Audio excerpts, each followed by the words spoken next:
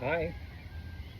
I think I might actually have a break between my neighbor's lawnmowers and leaf blowers and jets overhead and stuff like that. So I'm going to take this opportunity to introduce you to my morning manifesto. It's a beautiful morning. Wind is blowing. Air feels great. Breathing is okay today. Not fantastic. I'm sitting here and enjoying it after having been to my urologist today and being examined and stuff. So I got my cup of coffee finally. A little cocoa, a little cinnamon, a little Bailey's. Don't judge. But I thought I'd read this to you. I wrote it the other morning, and I write so much stuff that no one ever hears, because a lot of it I write to get it out of my system so it doesn't affect the rest of my day. But this particular morning, I wrote this thing called My Morning Manifesto. And I rather like it, so I thought I'd share it with you. So don't mind the no eye contact. I'm reading. Memory is not going to. Anyway, I can't tell you how many times in my life I have been asked a question like, so what are you? It usually happens when someone is trying to size me up for my views on politics or social mores or my religion. Well, my voter's ID says NPA, and I tend to lean toward the concepts of democratic socialism, but I also believe in an individual's right to expression, to decide who and what love should look like to them. I also purposefully try very hard to live with a Christ mind as my guidepost to as many of my interactions with others as possible. If you loosely wrap all that stuff up in plain brown paper and tie it together with a natural fiber string, you get me. So who is me? Well, I think of myself as a spiritual pragmatist. I speak from my intuition, my spirit, and my heart.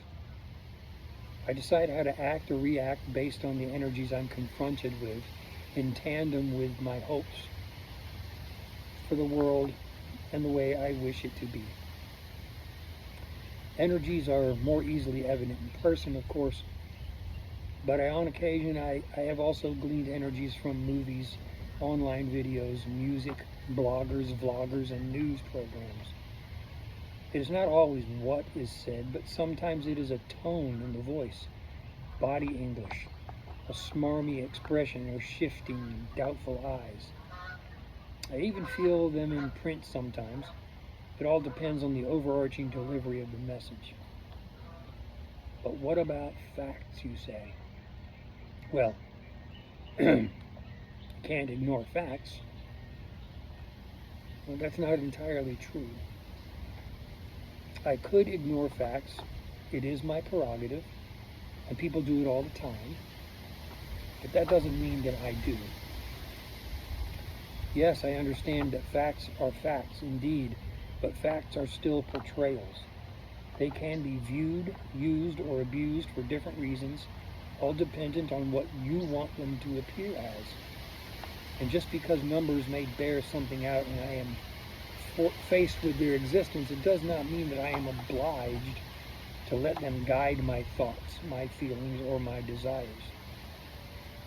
All of those things are mine to do with as I wish.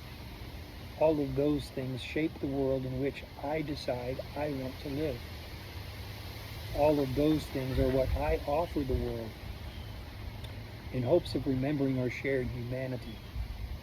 All of those things I offer to stand in defiance to that which I see as counterproductive to a kinder, gentler society, one that does its best to raise people up from despair instead of adding to it. I believe that is a position, an ideal, an attitude that is sorely lacking in a great many people who will shout about being a Christian nation. It has never been an easy thing to be a pacifist, much less a liberal pacifist. Don't believe me? Ask Jesus the next time you bump into him. But with exceptions that I can count on one hand, I have been just that all of my life, even before I knew what it actually meant or that I was in fact one. I see no reason to change that now. I am of the opinion that more people like me are needed in the world to try and prevent what seems like an inevitable implosion of our loftiest social dreams. I am of the belief that much of what is controlling the status quo at this point in time could not be further from a Christ mindset. I also believe that the status quo has to fail. It has to come tumbling down in order for a new world to be built in its place. But that belief does not mean that I think everything has to be destroyed. We do not need, nor should we allow, a scorched earth type of policy to be the thing that forces us to rethink who and what we are or what we will become if left unabated. So for starters, I propose this one thing, this one practice to try.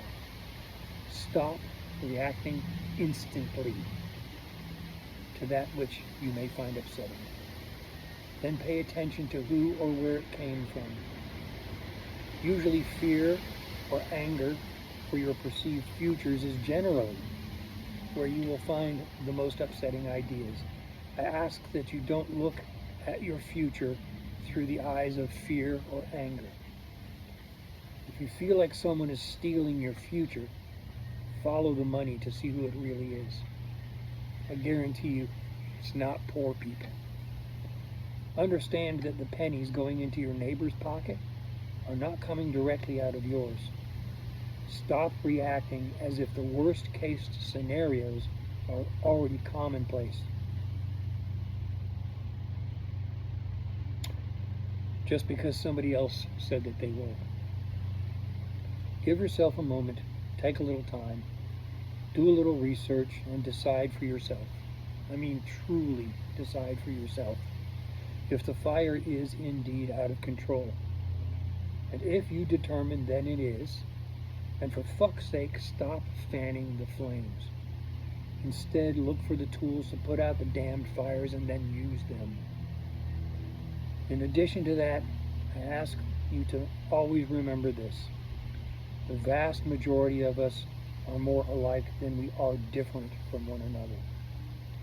Most of us want the same things for the futures of our families, and we all have different ideas of what the direction should look like. I feel like the same people who keep telling you over and over what to fear have also led you to believe that our differing ideas about the direction of how things should move forward are the very things that will prevent progress entirely. Those same people are the ones who feel compromise is the same thing as failure. Please don't let them scare you away from working with each other to improve this country, this world. I'm asking you to really try your best to keep that in the front of your mind with your every decision, your every action, your every reaction, every day. In the greater scheme of things, it really is so blindingly simple. Love thy neighbor as thyself. Do unto others as you would have them do unto you. There was a time when you believed these things for yourself. I know there was.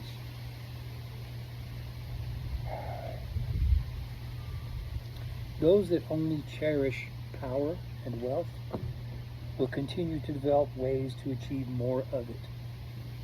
And the only role the average man plays in their grand productions are as integers in their profit and loss statements, or as a slave to debt, and in the most grotesque ways imaginable as an expendable life in the collateral damage of their ideologies.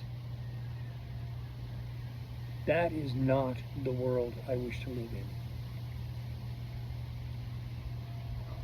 And so goes my morning manifesto. I love you all to death, and I hope you have brilliant, productive days. Bye, and peace.